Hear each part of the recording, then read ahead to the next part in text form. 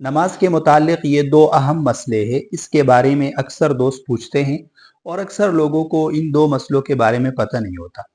वो दो मसले ये हैं कि अगर कोई शख्स इमाम के साथ शुरू से शरीक न हो, बाद में आकर शरीक हुआ हो, जिसको मसबूक कहते हैं, तो क्या वो सना पढ़ेगा या नहीं पढ़ेगा।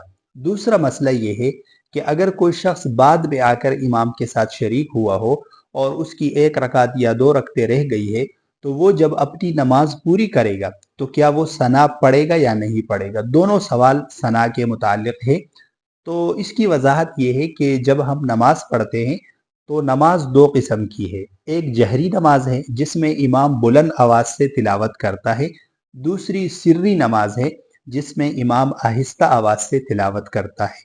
तो अगर कोई शख्स बाद में आकर इमाम के साथ शरीक होता है, शुरू से शरीक ना हो और नमाज जहरी नमाज हो, तो उसके लिए बेहतर ये है कि वो खामोश आकर खड़ा हो जाए, सना न पढ़े। और अगर सिर्री नमाज है तो फिर उसके लिए बेहतर ये है कि वो सना पढ़ ले।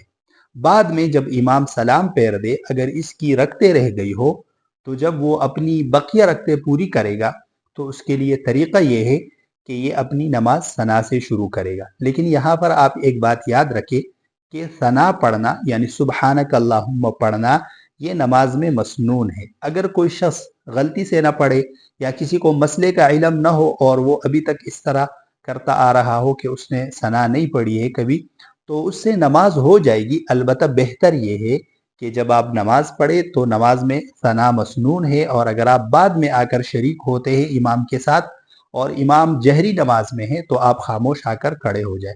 और अगर सिर्री नमाज में है तो आप सना पढ़ ले। बाद में अगर आपकी रकते रह गई हो और आप अपनी बकिया रकते पूरी करना चाहते हो, तो ऐसी सूरत में जब आप नमाज शुरू करेंगे तो आप सुबहानक अल्लाहुम्मा से पहली रकात शुरू करेंगे।